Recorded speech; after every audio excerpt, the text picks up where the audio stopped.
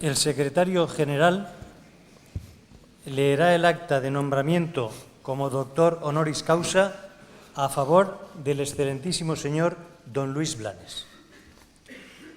El Consejo de Gobierno Provisional de la Universidad Politécnica de Valencia, en sesión celebrada el día 29 de julio de 2004, presidida por el excelentísimo señor rector magnífico don Justo Nieto Nieto, a instancia del Departamento de Comunicación Audiovisual, Documentación e Historia del Arte y en reconocimiento a sus méritos, adoptó el acuerdo de nombrar doctor honoris causa por la Universidad Politécnica de Valencia al excelentísimo señor don Luis Blanes Arqués, de lo que yo, Vicent Castellano y Cervera, como secretario general de la Universidad Politécnica de Valencia, con el visto bueno del excelentísimo y magnífico señor rector, doy fe en Valencia a 19 de enero de 2005.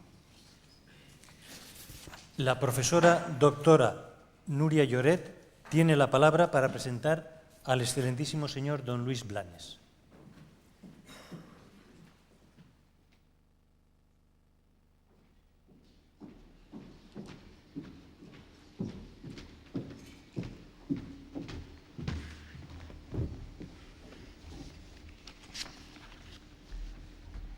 Buenos días. Ilustrísimo Director General de Universidades y Formación Superior, don José Capilla, excelentísimo señor don Juan Vicente Lladrón, vicepresidente del Consejo Social de la Universidad, excelentísimo don José Soler, defensor de la comunidad universitaria, excelentísimo señor rector magnífico don Javier Sanz, excelentísima señora doña Amparo Ribelles y don Luis Blanes, dignísimas autoridades, señoras y señores miembros del Tribunal de la Comunidad Universitaria. Y detrás del silencio, una intrusa melodía. Este escueto y hermoso verso al que un día puso música el maestro Luis Blanes podría ser suficiente para presentar su obra. Música que rompe el silencio, que da existencia a lo que antes era puro vacío, que reduce la palabra a simple ruido. Bastaría, pues, con este verso, y yo debería guardar silencio para que la música del maestro Luis Blanes expresara lo que las palabras no aciertan a decir.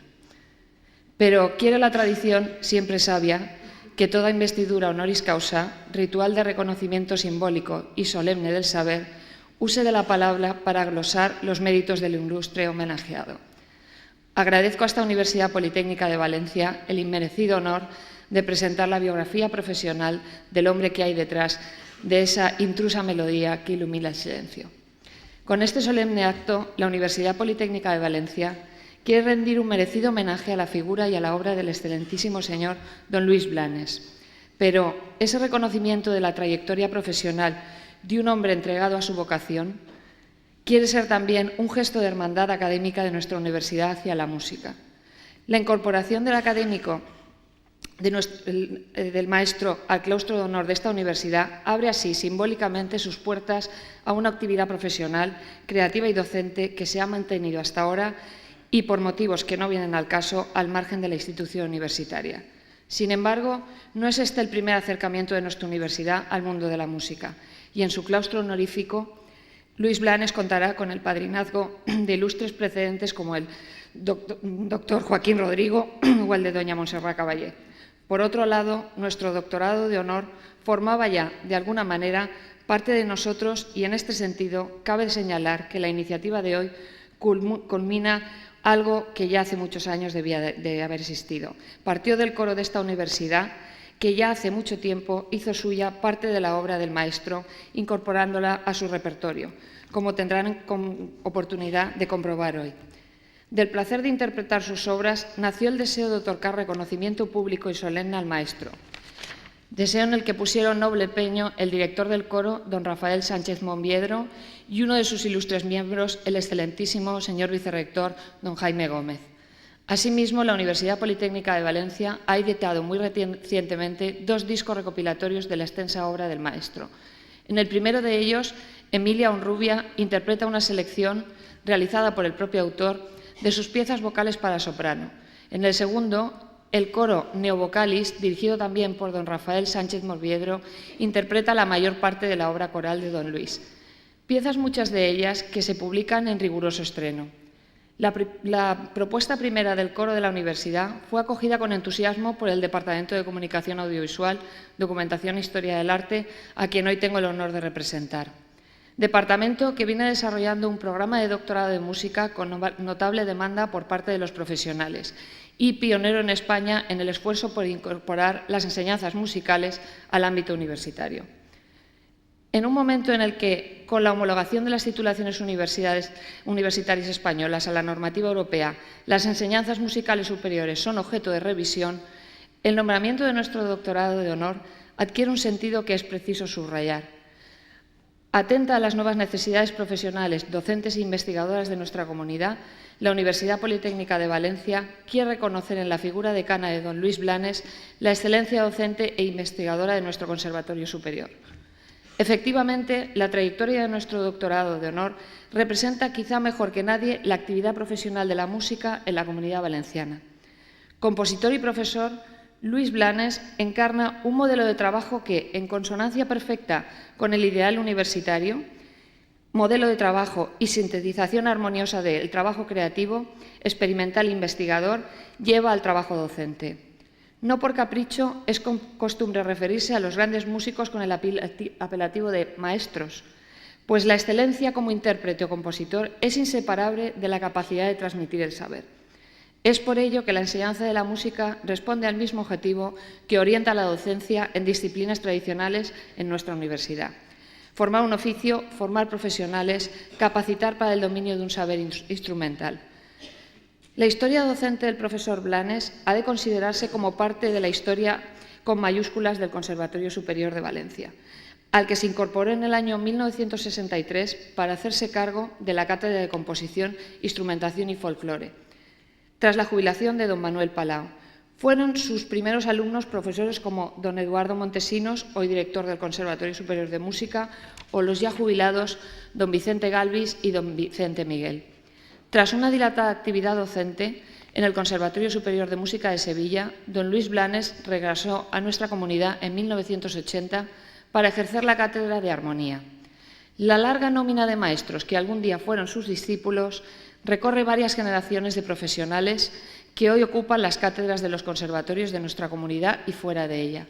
El reconocimiento de su labor se extiende, por tanto, a una institución docente investigadora del más alto nivel, como es nuestro conservatorio, y a la historia más reciente de la música de la Comunidad Valenciana. En el terreno docente, nuestro doctor honoris causa se ha distinguido por una noble obsesión que se transmite también en su obra, la de llevar al ánimo de los alumnos el entusiasmo por el análisis musical. Era esta una disciplina que, a pesar de su importancia para la formación del compositor, no se incluía en los viejos programas de estudio, y por ello la labor del profesor Luis Blanes ha sido fundamental para la modernización y cualificación de la enseñanza musical en España. Sus clases fueron un taller donde se desmenuzaban complejas partituras para descubrir los secretos muy guardados. Pertenece así don Luis Blanes a la estirpe de aquellos músicos que, inspirados en Pitágoras, componen more geométrico, sujetando la expresividad poética a una estructura casi matemática. Con la curiosidad de un niño, esa que conserva también todo buen genio, Luis Blanes gusta de diseccionar las partituras de los grandes maestros para encontrar la fórmula que da sentido a todo. Pero una vez aprendido el hilo conductor oculto que sujeta las notas a caprichosas órbitas, gusta también don Luis del placer de alterar y romper las cadenas melódicas. Es entonces cuando su música se transmuta en la de un niño travieso que, al mover las piezas de juego, aspira a imponerles un orden original. Músico alquimista, don Luis supo muy pronto que la fórmula mágica nace de una mínima alteración del viejo orden, como aprendió también que no hay música en el caos y que el azar se sujeta a una fórmula. Buena parte de su obra es fruto de este impulso del juego, que domina a todo verdadero creador, composiciones que se despliegan y que experimenta con variaciones tonales para desdibujar las líneas melódicas. Proliferan, a partir de sus estructuras elementales, grandes escalas y da un límite entre la tradición y las modernas propuestas atonales. Este es el caso, por ejemplo, de su suite ascética, de 1991, transcripción desnuda de términos abstractos como el vacío, el valor vital o el esfuerzo. Una pieza en la que se concede plena autonomía al instrumentista en la expresión de estos conceptos. Estética del juego que encontramos también en Bagatelas, de 1993, pues es una de ellas titulada Miroir, el mecanismo de construcción de la primera sección hacia la segunda. Al recrear las series dodecafónicas de Concert de Breben, opus 24, Bagatelas supone una de las aportaciones más originales del maestro Blanes a la música tonal. Ironía y juego hay, de nuevo, en Casus Belfortuna, 1991, pieza para clarinete y piano en la que el maestro recurre al azar para ordenar las series dodecafónicas. Pero si en el aspecto formal la obra de Luis Blanes responde a un impulso renovador y experimental, su profundo amor por la música popular y tradicional le ha permitido sortear esa demasiado frecuente actitud elitista de los artistas que, a fuerza de seguir los imperativos de la modernolatría, provocan el rechazo a la mayoría para ganar el entusiasmo de la aristocracia académica de críticos. Con la construcción de escalas y acordes propios y con la propuesta de formas musicales atonales, el maestro Luis Blanes ha contribuido a la renovación formal de los géneros tradicionales en nuestra comunidad valenciana, cuyo repertorio de música coral o de banda ha enriquecido y vivificado con aportaciones innovadoras. Su música obedece así a una doble querencia. Nace de la constante experimentación formal y al mismo tiempo está compuesta para ser oída y gozada por la mayoría. Es música para músicos, pero también música para un público que aprende a disfrutar de la sorpresa. Brilla, pues, especialmente la personalidad del maestro Luis Blanes, al que en este acto rendimos sincero homenaje y absoluto reconocimiento. La virtud de la humildad, la más rara y preciada en un artista, todo ello es una virtud de don Luis Blanes. Espero que los sinceros elogios de este laudatio no hayan perturbado la noble austeridad de un ilustre hombre sencillo, de ese amante apasionado de su oficio y de la música. Así pues, considerados y expuestos todos estos hechos, dignísimas autoridades y claustrales, solicito con toda consideración y encarecidamente ruego que se otorgue y confiera el excelentísimo señor don Luis Blanes Arques el supremo grado de doctor honoris causa por la Universidad Politécnica de Valencia.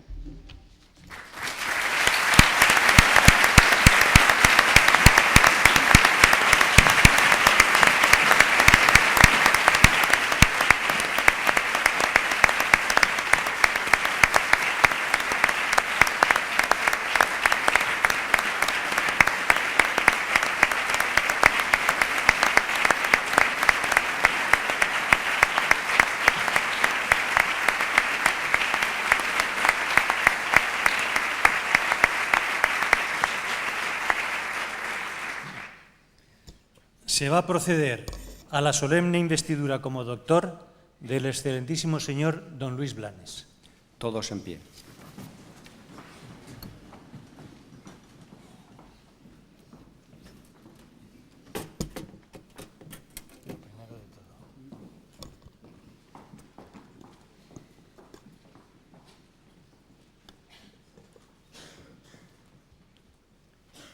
Por el Consejo de Gobierno de la Universidad Politécnica de Valencia, a propuesta del Departamento de Comunicación Audiovisual, Documentación e Historia del Arte, y en testimonio de reconocimiento de vuestros relevantes méritos, habéis sido nombrado doctor honoris causa.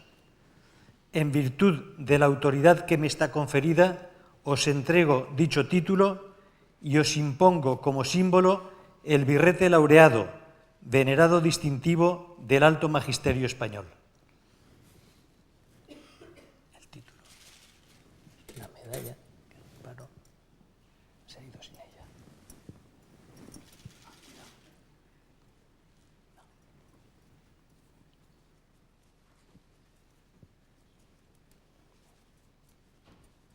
Un zurcido de última hora.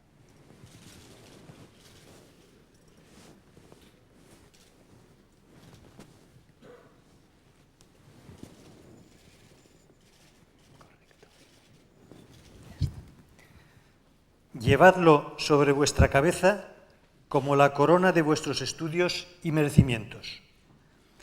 Recibid el anillo que la antigüedad entregaba en esta venerada ceremonia como emblema del privilegio de firmar y sellar los dictámenes, consultas y censuras de vuestra ciencia y profesión, así como los guantes blancos, símbolo de la pureza que deben conservar vuestras manos, unos y otros, signos también de la distinción de vuestra categoría.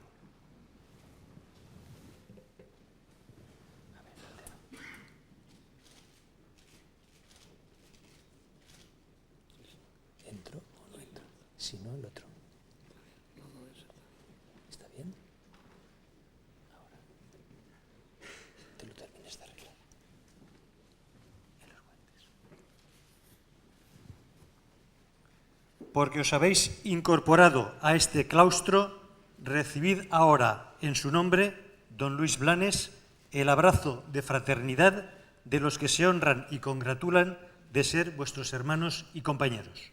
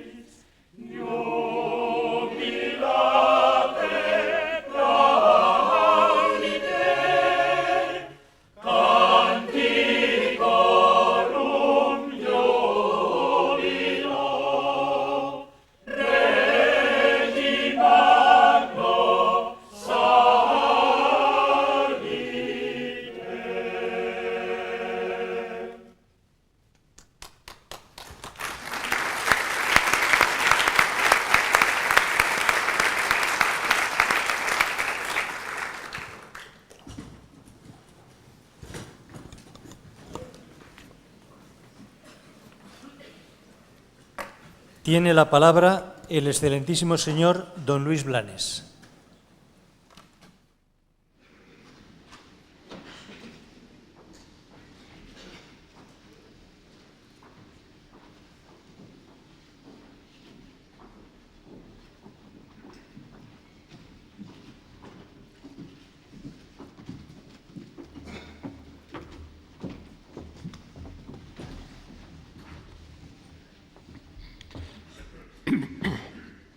Ilustrísimo Director General de Universidades y Formación Superior, don José Capilla.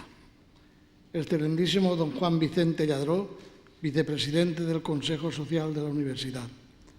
Excelentísimo don José Soler, Defensor de la Comunidad Universitaria. Excelentísimo señor don Francisco Javier Sanz Fernández, Rector Magnífico de la Universidad Politécnica de Valencia. Autoridades académicas, claustro de profesores, familiares y amigos, señoras y señores.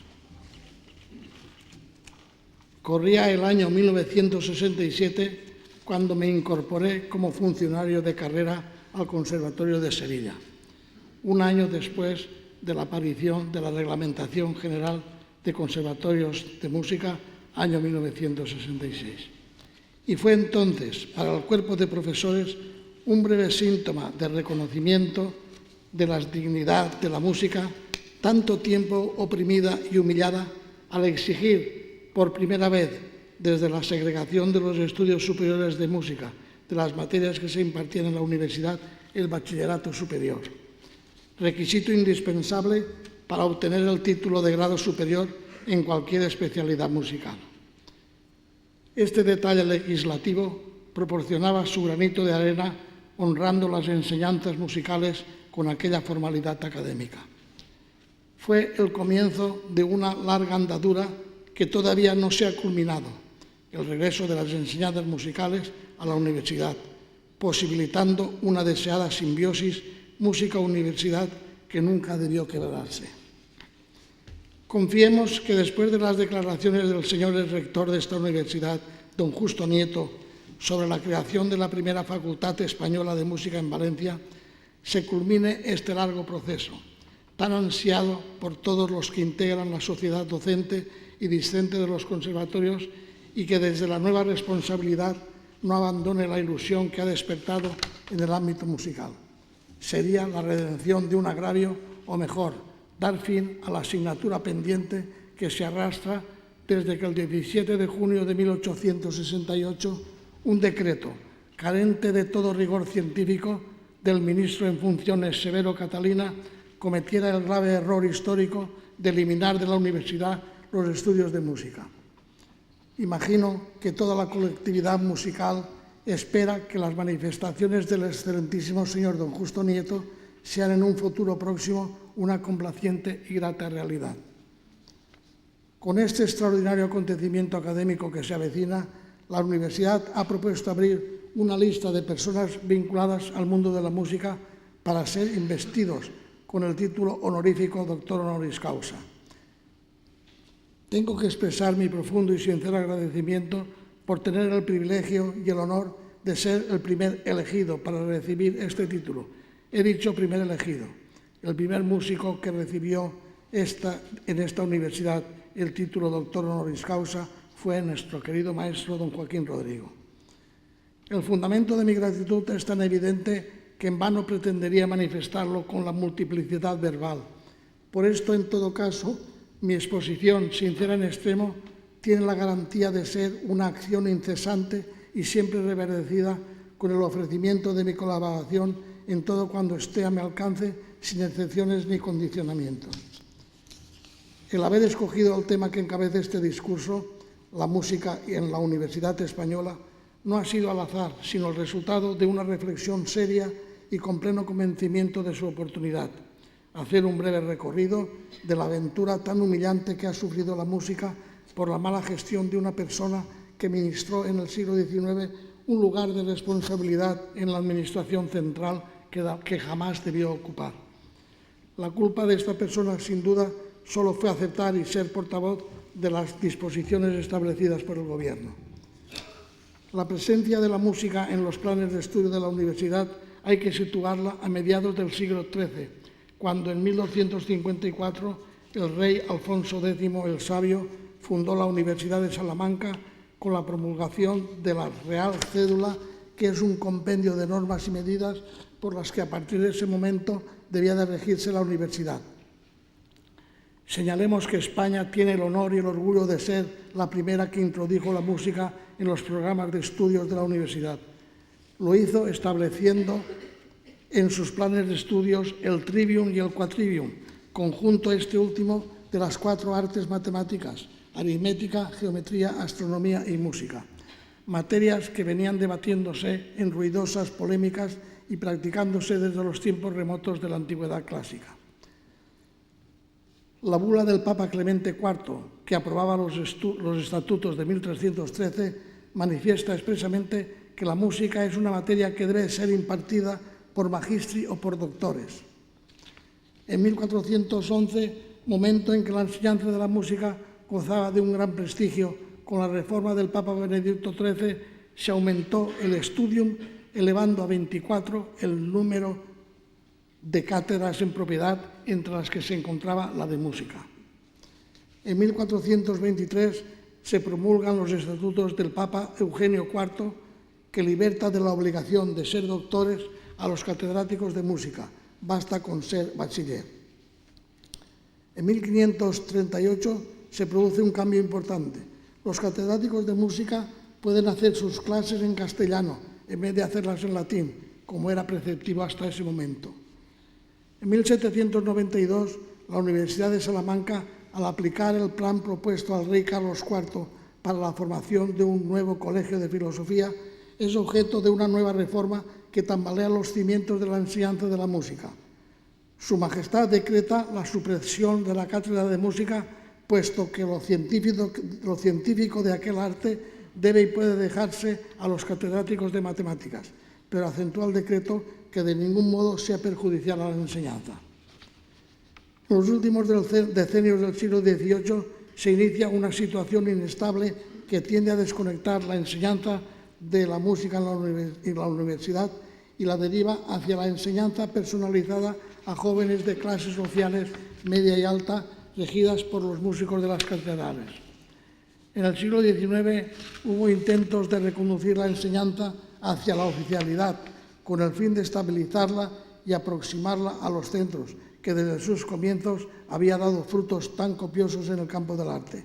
Pero este movimiento no cuajó, y así, vacilando en este clima de indecisión, languidez y apatía, desaparece totalmente la música del claustro universitario con la muerte de don Manuel Dollagüe, última figura que ocupó su cátedra en 1842.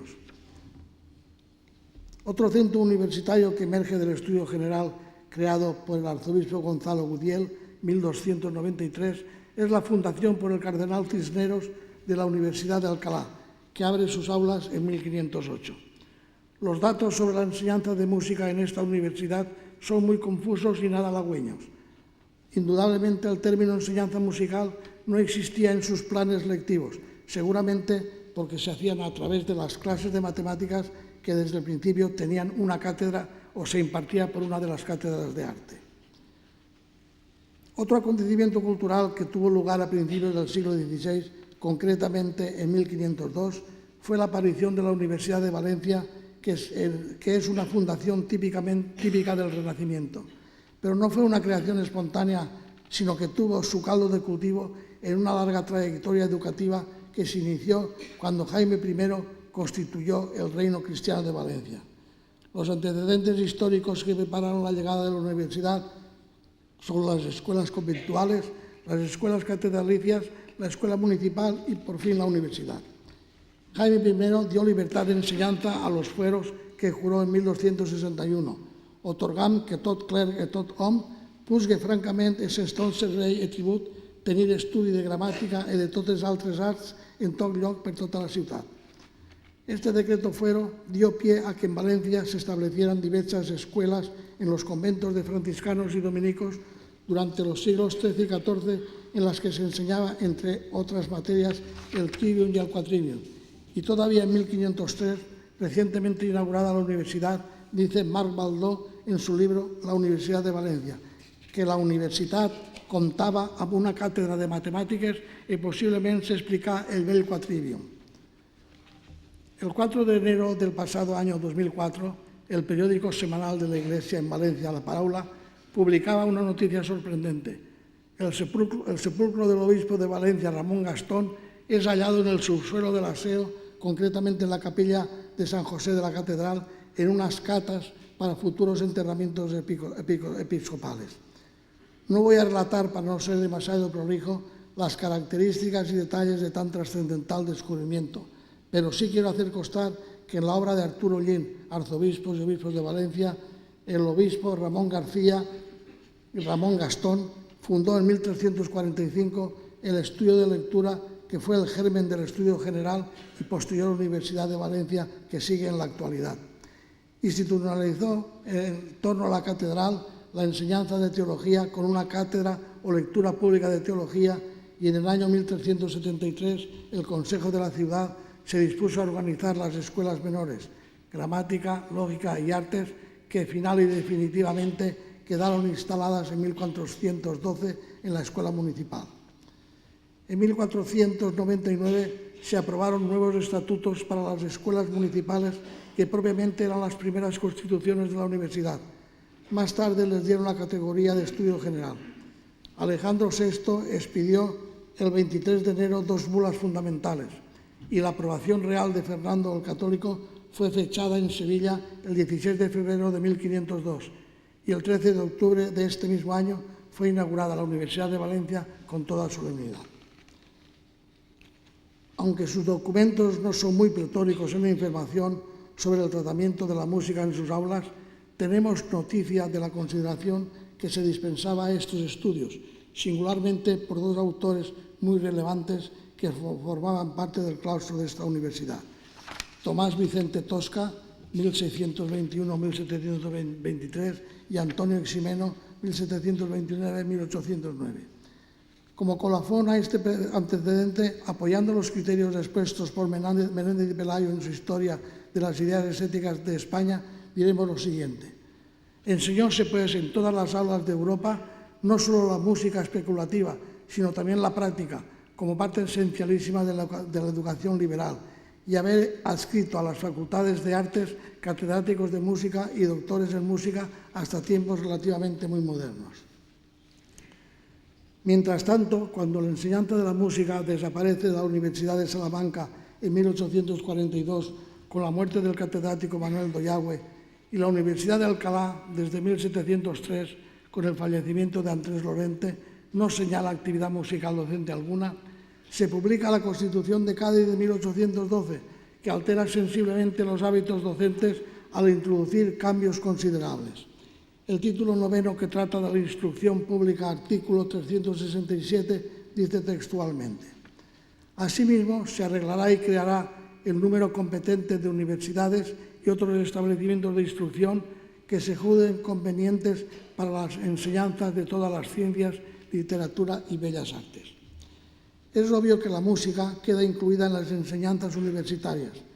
Es la primera vez que el Estado toma iniciativas al incluir la música en las enseñanzas superiores y corresponde, por consiguiente, a la universidad impartir las enseñanzas de esta materia. Promulgada la Constitución de 1812, van apareciendo sucesivamente proyectos de nuevos planteamientos, como en 1814, que se presenta en las Cortes el dictamen y proyecto sobre el arreglo de la enseñanza pública, llamándose este dictamen Informe Quintana, por ser don Manuel José Quintana su redactor. En 1824 y en 1826 es Francisco Tadeo Calomarde quien promulga varios decretos que se denominan Plan Calomarde. Por Real Orden de 15 de julio de 1830 y bajo los auspicios de la reina doña María Cristina, se crea el Conservatorio de Música de Madrid. En 1836 se lanza el Plan Duque de Rivas. En 1845 el Plan General de Estudios de José Pidal.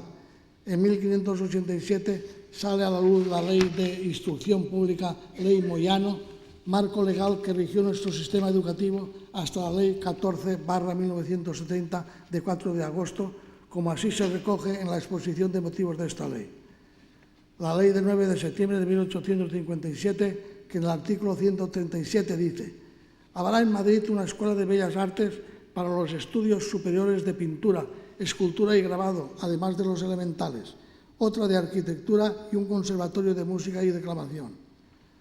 Cierra fatídicamente este periodo poco acertado por la falta de ideas pedagógicas y didácticas nada puntuales y congruentes el decreto de Severo Catalina de 1868, que envilece la consideración de que gozaban los estudios de música al quitarles su condición universitaria, con las siguientes torpes y pedantes reflexiones que aluden al carácter de estas enseñanzas, cuya naturaleza y aplicación artística, dice, se aleja tanto de la organización universitaria como difieren y se alejan los vuelos de la imaginación y las creaciones de la fantasía del procedimiento y discurso de la razón serena.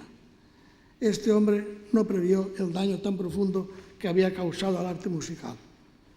El Real Decreto de 15 de diciembre de 1868 disuelve el Conservatorio de Música de Madrid y lo convierte en Escuela de Música, Y así, acumulando más y más decretos, citamos los más sobresalientes: el proyecto de Real Decreto de 13 de septiembre de 1901, que es un paso importante en el ordenamiento académico de los estudios musicales, y el Real Decreto de 16 de junio de 1905, que ordena el procedimiento para autorizar la creación de conservatorios. Llegamos, pues, a la promulgación del primer reglamento del Conservatorio de Madrid, ordenado por el Real Decreto de 25 de agosto de 1917. La presentación del contenido de este reglamento de tal manera es insuficiente para ordenar una convincente y planificación orgánica de los estudios de los conservatorios, que hasta la propia Administración evidencia sus carencias, defectos y vicios. La obra quedó incompleta y por ende defectuosa, dice textualmente en su parte expositiva. En un contexto muy similar se presenta el decreto de 15 de junio de 1942, que según la misma Administración tampoco impulsa la reforma deseada y reconoce que estas enseñanzas no han tenido en nuestra patria, a pesar de los intentos, un plan orgánico eficaz y bien determinado. La Reglamentación General de los Conservatorios de Música de 1966, que intentó ampliar la organización al decreto de 1942, nace lamentablemente maltrecho desde sus orígenes. Me explico. El Ministerio de Educación y Ciencia convocó a todos los directores de conservatorios de España para que en varias sesiones elaborasen un reglamento de todas las enseñanzas musicales, que sería el resultado del balance de unos criterios puestos a debate y lograr unas conclusiones prácticas y uniformes. Concluido el trabajo, aparece en el Boletín Oficial del Estado del 24 de octubre el decreto 218/1966 con el título Reglamento General de los Conservatorios de Música, pero, oh sorpresa, la publicación de aquel órgano oficial es un engendro de reglamento nada parecido a lo redactado en aquellas sesiones. Por lo que se refiere a la organización de los estudios musicales, ha sido literalmente nefasto. No hay una sola incorporación que de verdad haya contribuido a poner al día los sistemas de enseñanza y agilizar convenientemente el trámite del proceso educativo, antes al contrario. La Ley 14/1970 de 4 de agosto General de Educación y Financiamiento de la Reforma Educativa aborda directamente el problema ya rancio de los conservatorios y arroja una luz que puede ser un faro muy intenso en la ceguera habitual a que estamos acostumbrados. La disposición transitoria segunda, punto cuarto, expresa lo siguiente: las escuelas superiores de Bellas Artes, los conservatorios de música y las escuelas de arte dramático se incorporarán a la educación universitaria en sus 3 ciclos, en la forma y en los requisitos que reglamentariamente se establezcan. El 6 de agosto de 1970 se publica esta ley y el 9 de noviembre del mismo año se celebra en Sevilla la segunda decena de música, que este año está dedicada a los problemas actuales de la educación musical en España. Don Francisco Calés Otero, a la sazón consejero asesor de la música, pronuncia un discurso sobre la Ley General de Educación y la enseñanza profesional de la música, lección que todavía en nuestros días es una denuncia de las muchas grietas que averían el reglamento del 66. Y, entre otras muchas cosas, el ponente hace un estudio muy pormenorizado de este decreto, revelando las muchas deficiencias, lagunas y despropósitos en su contenido. Para más INRI, la disposición transitoria primera, párrafo primero de la Ley General de Educación dice: el Gobierno, a propuesta del Ministerio de Educación y Ciencia, acordará las medidas precisas para la implantación gradual en el plazo de 10 años de las enseñanzas previstas en esta ley. En el Consejo Nacional de Educación se estudiaron los pasos para la real incorporación, 1972, pero un personaje siniestro de la música manifestó públicamente su disconformidad con razones que sonrojaron a los propios miembros del Consejo Nacional. Se detuvo la negociación, transcurrieron aquellos 10 años que marca la ley, no se aplicaron los contenidos de la disposición y aquella indecisiva voluntad política de integración en la universidad, que podría haberse convertido en un hecho histórico, resultó ser un espejismo efímero y fugaz. La Ley 1/1990 de 3 de octubre de Ordenación General del Sistema Educativo, la LOCSE, parecía que con esta ley había llegado el momento de subsanar todos los obstáculos que impedían la normalización adecuada a la ordenación de las enseñanzas superiores de música.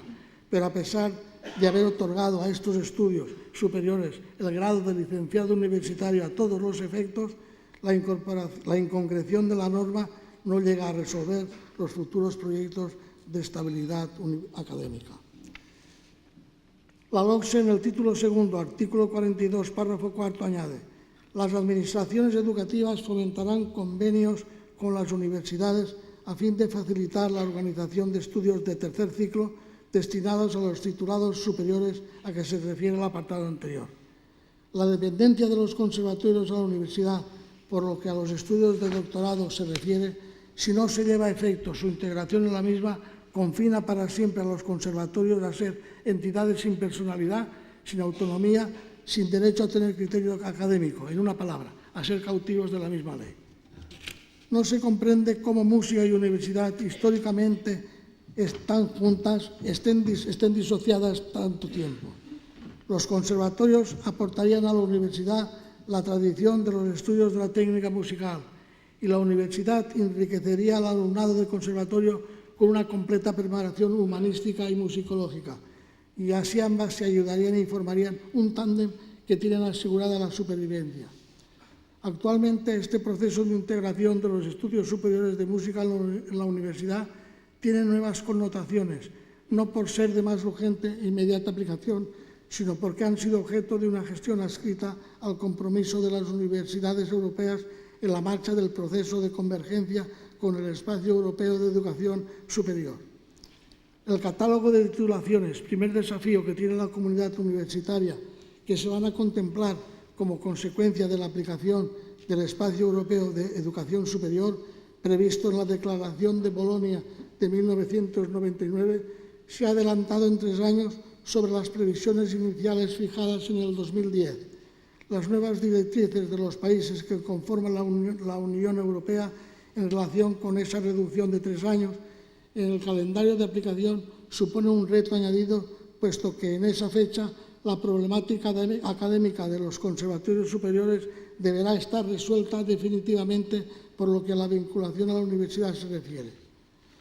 Es prematuro hablar de los resultados de estos planteamientos que a primera vista tienen un futuro muy optimista, pero todavía está todo bastante confuso. Ahora bien, una cosa sí podemos asegurar, y es que los conservatorios superiores en ningún caso seguirán integrados en el conjunto de enseñanzas de rango no universitario. Confiemos que pronto todas estas disposiciones lleguen a convertirse en una realidad de la que se beneficiarán muchísimos ciudadanos con ánimo de llegar a ser músicos con mayúscula.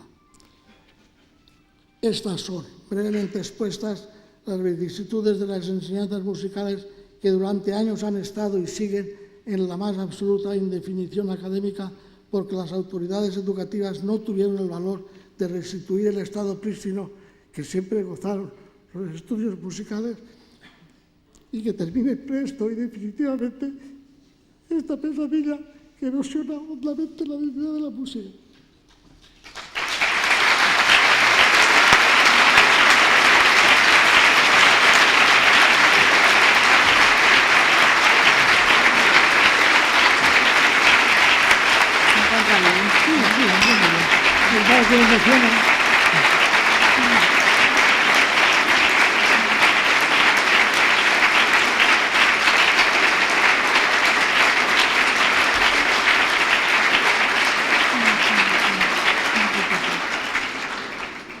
Finalmente, permitidme terminar con la reiteración de mi gratitud tan íntimamente sentida al señor rector, Departamento de Comunicación Audiovisual, Documentación e Historia del Arte, Coro Polifónico de la Universidad Politécnica, claustro de profesores y todos los que han contribuido a que fuera posible este acontecimiento tan grato para mí.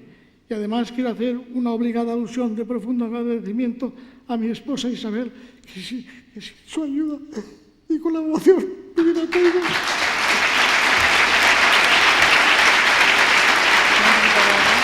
No puedo evitar.